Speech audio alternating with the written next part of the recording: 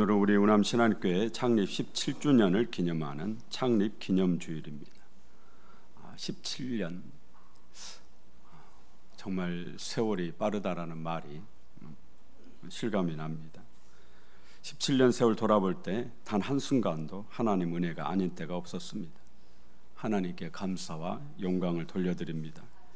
또 부족하기만 한 저를 사랑해 주시고 여기까지 함께해 주신 여러분께도 마음을 다해 진심으로 감사를 드립니다. 하나님 나라 갈 때까지 여러분도 행복하고 저도 행복한 그런 신앙생활이 되기를 소망합니다. 우남신안교회 개척할 때 41살이었더라고요.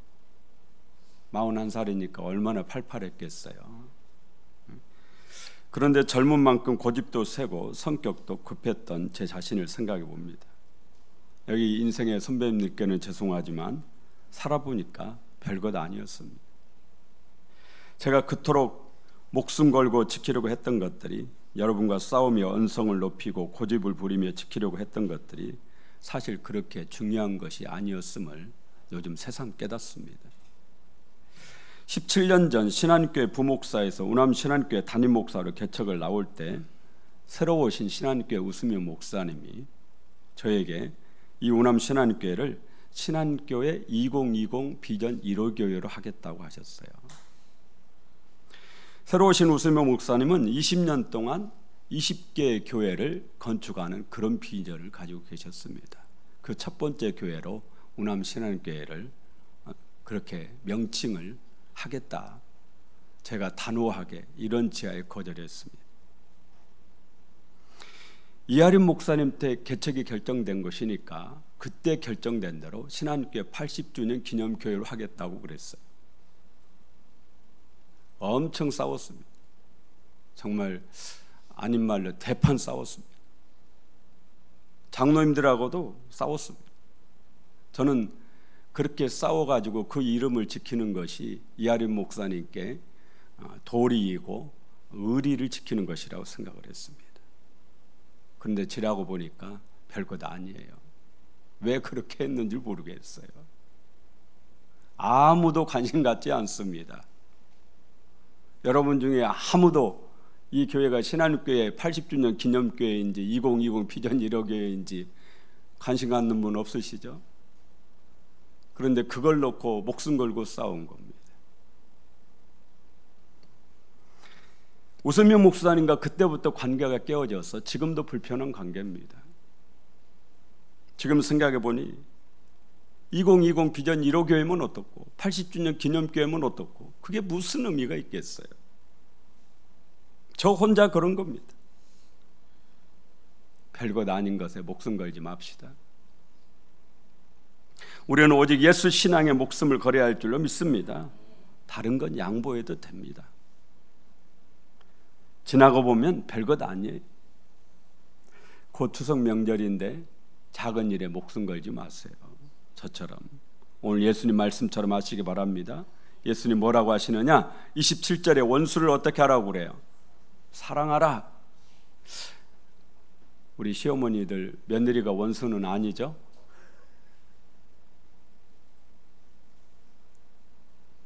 시어머니가 원수입니까? 원수일지라도 예수님이 오늘 뭐라고 그랬어요? 원수를 사랑하라, 그렇게 말씀합니다.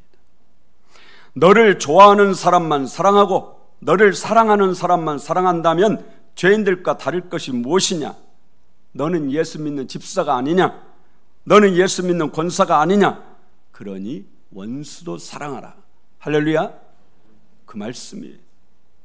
우리 32절 33절 함께 읽어봅니다. 너희가 만일 너희를 사랑하는 자만을 사랑하면 칭찬받을 것이 무엇이냐? 죄인들도 사랑하는 자는 사랑하느니라. 너희가 만일 선대하는 자만을 선대하면 칭찬받을 것이 무엇이냐? 죄인들도 이렇게 하느니라. 예수님 말씀처럼 하시길 바랍니다. 여러분 못 살게 구는 시어머니 불쌍하게 여기시고 잘해드리시길 바랍니다. 그것이 자비입니다. 여러분 마음에 상처를 주고 서운하게 하는 시댁 식구들을 불쌍히 여기십시오. 명절에 모처럼 모였다가 동기간에 싸움으로 끝내는 그런 가족, 그런 일들이 종종 있다고 알고 있습니다. 아무리 화나는 일이 있어도 예수 믿는 여러분이 참고 이번 명절에는 인내하시길 바랍니다. 아멘이 없으세요? 아마 그런 일이 없으셔서 그런 걸로 압니다. 오늘 예수님 말씀하세요. 36절에 너희 아버지의 자비로우신 같이 너희도 자비로운 자가 되라. 여기 자비에 해당하는 히브리어가 라함이거든요. 라함. 그런데 이 라함은 히브리어 렘에서 나온 말이에요. 히브리어 렘은 어머니의 자궁을 말합니다. 그러니까 자비라는 말은 어머니의 자궁을 떠올리는 얘기예요. 어머니가 아이를 뱃속에 가져가지고 그 아이 낳을 때 얼마나 고통스러워요. 정말 고통스럽죠. 그런데 이제 태어나는 이 아이를 품에 꼭 안고 정말 애틋한 마음으로 품에 꼭 안는 거잖아요. 그게 바로 하나님의 자비예요. 오늘 예수님 말씀의 자비가 바로 그겁니다. 하나님께서 먼저 우리에게 이 자비를 베푸셨습니다. 하나님의 자비는 용서와 사랑으로 표현돼요. 죄인이 우리를 용서하시고 끝까지 사랑해 주시는 것이 하나님의 자비입니다. 예수님은 우리에게 하나님 아버지의 자비로우신 같이 너희도 자비로운 자가 되라 그렇게 말씀합니다. 우리 권사님들, 하나님 아버지가 여러분에게 자비를 베푸신 것처럼 여러분도 남편에게 자비를 베푸시길 바랍니다. 하나님께서 죄인인 우리를 용서하시고 사랑으로 꼭 품에 안아주셨습니다. 남편의 허물과 잘못을 용서하시고 사랑으로 안아주시길 바랍니다. 그게 자비를 베푸는 겁니다. 오늘 예수님 말씀하세요. 하나님 아버지의 자비로우심 같이 너희도 자비로운 자가 되라.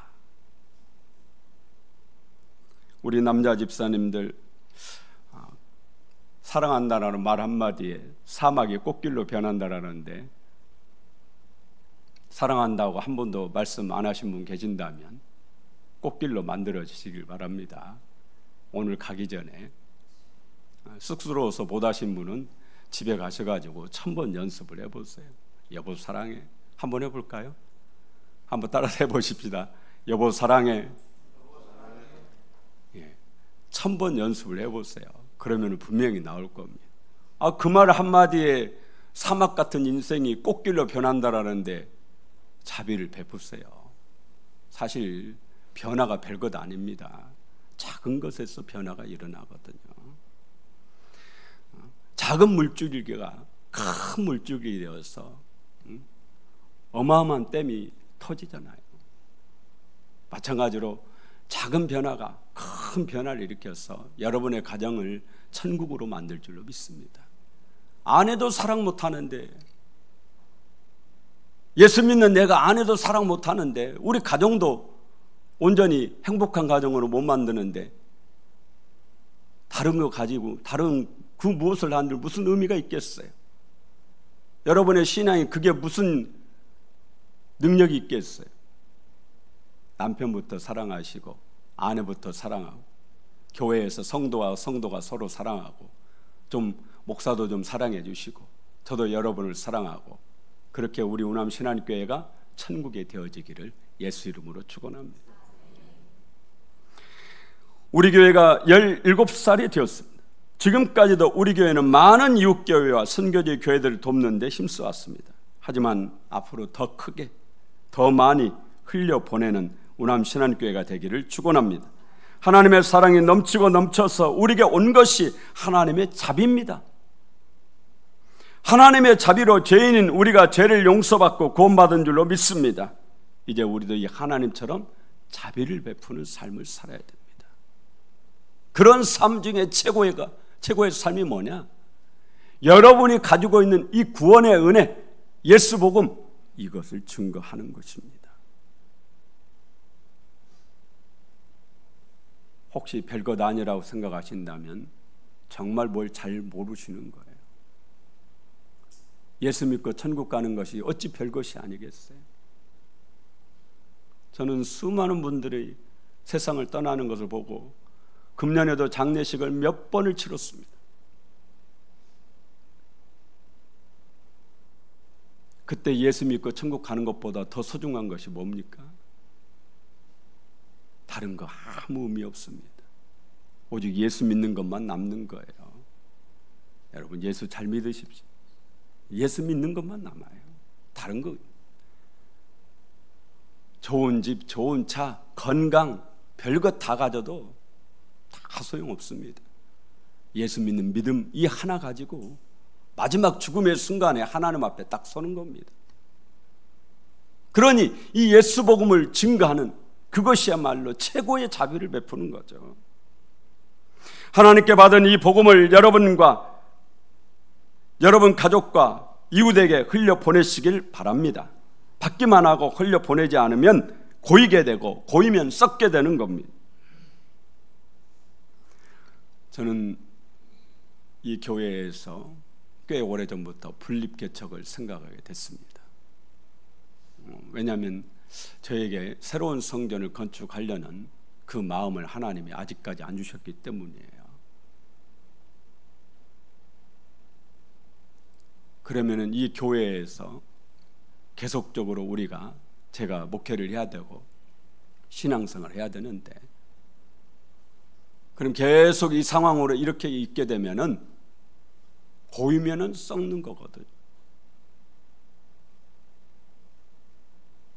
그래서 덜어내는 일, 흘려보내는 일, 그게 분립개척이라고 생각을 하고 있습니다. 그렇지 않으면 그릇을 키워야죠. 성전을 건축하고 더 크게, 더 화려하게, 더 멋지게. 그런데 그 마음을 하나님이 안 주시기 때문에 분립개척을 생각하고 있는 겁니다. 이스라엘 나라에 가면은 갈릴리 호수가 있고 사해바다가 있습니다. 북쪽에 해발 2814m의 헐몬산이 있는데 항상 눈이 덮여 있어요. 얼어 있어요. 이게 녹아내립니다. 그게 녹아내린 물이 졸졸졸 흘러서 갈릴리 호수로 들어오는 거예요. 그러면 갈릴리 호수에는 수많은 식물이, 수많은 물고기가 삽니다. 거기에서 베드로가 어부로 살았고, 사도 요한이 어부로 살았고, 사도 야고보가 어부로 살았어요. 수많은 어부들이 거기에서 물고기를 잡아서 생계를 이어갔습니다. 이 갈릴리 호수의 이 물은 다시 요단강을 흘러서 쪼르르 흘러가지고 사해로 갑니다. 그런데 사해는 지구에서 가장 낮아요. 해발 마이너스 429m예요. 물은 높은 데서 어디로 흘러요? 낮은 데로 흐르잖아요. 그런데 여기가 가장 낮은 거예요. 막 꺼져 있는 거.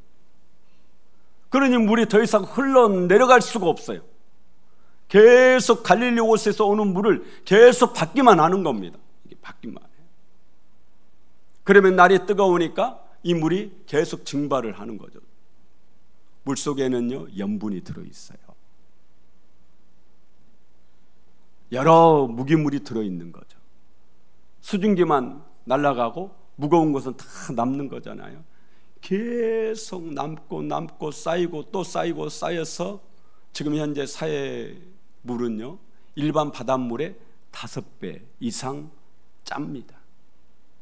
염분이 5배 이상 돼요. 그래서 물고기도 살 수가 없어요. 어떤 식물도 살 수가 없습니다. 받기만 하고 흘러주지 않으니까 결국 사해 죽음 바다가 된 겁니다. 여러분 안에 있는 예수 그리스도를 여러분 이웃에게 흘려보내시길 바랍니다. 그럴 때 여러분의 믿음이 활짝 꽃을 피우고 풍성한 열매를 맺게 되는 겁니다. 우리가 받은 이 구원의 은총을 아직 믿지 않고 있는 우리 이웃에게 전합시다. 그럴 때 갈릴리 호수처럼 다양하고 풍성한 삶을 누리시게 될 줄로 믿습니다. 지금 전도부 주관으로 10월 22일을 총동원 전도주일로 정해놓고 여러 행사를 하고 있습니다. 구경꾼으로 계시지 마시고 이번에는 적극적으로 참여를 해보시길 바랍니다. 태신자 카드 다 받으셨죠? 이름 써서 내는 거 그렇게 어렵지 않습니다. 저도 지난번에 6명 써서 냈는데 여러분에게 너무 죄송하지만 한 분도 모시고 오질 못했습니다. 그래서 또 그분들을 또 쓰려고 그럽니다. 지난번에 못 모시고 오신 분들을 써서 내십시오. 써서 내는 게 중요합니다. 왜냐? 먼저는 내 믿음의 결단이 있기 때문에 중요하고, 그 다음에는 우리 전도부에서 이 일을 추진하고 있는데 추진하는 분들에게 힘을 실어주기 때문에 중요한 거예요. 사소한 것 같지만, 작은 일 같지만 이게 알고 보면 큰 역사를 만들어내는 겁니다. 여러분이 할 수 있는 일을 찾아서 하시기 바랍니다. 태신자 카드를 작성해 내시고 매일매일 이름을 부르면서 기도해 보십시오. 그러다가 기회가 주어지면 복음을 전하고 교회로 초청하는 겁니다. 전도 바자회에도 적극 참여하시길 바랍니다. 나에게는 특별히 필요가 없지만 다른 사람에게는 정말 요긴할 그런 물품이 있다면 협찬을 해주시면 감사하겠습니다. 흘려보내야 썩지 않습니다. 계속 받기만 하고 흘려보내지 않으면 사이처럼 고인물이 되고 물이 고이면 썩게 되어 있는 겁니다. 예수님은 오늘 분명히 약속합니다. 38절, 주라 그리하면 너희에게 줄 것이니 곧 후이되어 누르고 흔들어 넘치도록 하여 너희에게 안겨주리라. 너희가 헤아리는 그 헤아림으로 너희도 헤아림을 도로 받을 것이니라. 예수님은 우리에게 주라 그렇게 말씀합니다. 주라 그리하면 너희에게 줄 것이니, 우리가 이웃에게 먼저 나의 것을 나누어 주면 하나님 우리에게 다시 주신다라는 거예요. 그렇게 약속하고 있습니다. 어떻게 주시느냐? 곧 후이되어 누르고 흔들어 넘치도록 하여 너희에게 안겨주리라. 호봉으로 주신다. 호봉이 뭔지 아시죠? 호봉. 쌀장사가 장사할 때 쌀을 팔 때는 얼른 올려가지고 막 흘러내리게 해서 팍 담거든요. 가만히. 그런데 쌀을 살 때는 요즘은 그렇게 안 사면 옛날에는 대로 이렇게 사잖아요. 할 때는 이 대박에 딱 넣으면 탈탈탁탁 털면 이게 밑으로 가라앉는단 말이에요. 쌀이 가라앉지. 그러면 확 눌러서 또 올리. 그래가지고 그걸 고봉이라고요. 옛날에 할머니가 머슴에게 밥 줄 때 이쁜 머슴은 밥을 저게 풀 때 꽉 눌러가지고 위로 확 그냥 탑처럼 싸서 주거든요. 그런데 안 이쁜 머슴이 안 이쁘면 밥 그렇게 안 주거든요. 그냥 푸슬푸슬하게 올려가지고 그렇게 고봉으로 준다고 그래요. 고봉밥이라고 그러죠. 하나님이 주실 때 그렇게 주신다라는 겁니다. 누르고 흔들어가지고 누르고 후회되어 여러분이 데려주면 하나님이 말로 갚아주시는 줄로 믿습니다. 이 말씀을 우리가 하나님의 약속이니까 믿읍시다. 저는 얼마 전 회계집사님에게 우물파기 헌금이 900만 원이 넘게 모아졌다는 말을 듣고 깜짝 놀랐습니다. 혹시 제가 여러분에게 우물파기 헌금 하라고 했던가요? 제 기억에는 없는데 많은 분들이 헌금을 하셨어요. 물이 없어 고통당하는 아프리카 사람들이 있다라는 말을 듣고 오늘 그 자비로운 마음으로 하신 것 같아요. 오늘 예수님 말씀하십니다. 너희 아버지의 자비로우심 같이 너희도 자비로운 자가 되라. 여러분의 자비로운 마음에 하나님의 복을 주실 줄로 믿습니다. 우물파기 헌금하신 분들에게 선포합니다. 하나님께서 여러분에게 흔들어 넘치도록 하여 안겨주시길 예수 이름으로 축원합니다. 우물파기 하려고 저도 나름대로 정말 애를 많이 쓰거든요. 이 선교사님 저 교사님 계속 제가 접촉을 합니다. 그래서 우리 교회에서 이 우물파기를 하고 싶은데 한번 일을 해주겠느냐. 여러분 안 믿으시겠지만 아직까지 못 만났어요. 아직까지. 정말 우리 성도님들이 하나님 앞에 드린 이 귀하고 값진 헌금을 정말 값어치 있게 써줄 분을 만나고 싶은데 그런 분 만나기가 사실 쉽지가 않습니다. 그러니까 우리가 헌금도 해야 되지만 헌금이 가치 있게 쓰여지도록 그렇게 기도도 해야 돼요. 그렇잖아요. 오늘 예수님 말씀하십니다. 너희도 자비로운 자가 되라. 우리 자비로운 사람이 됩시다. 가정에서 남편은 아내에게 자비를 베푸십시오.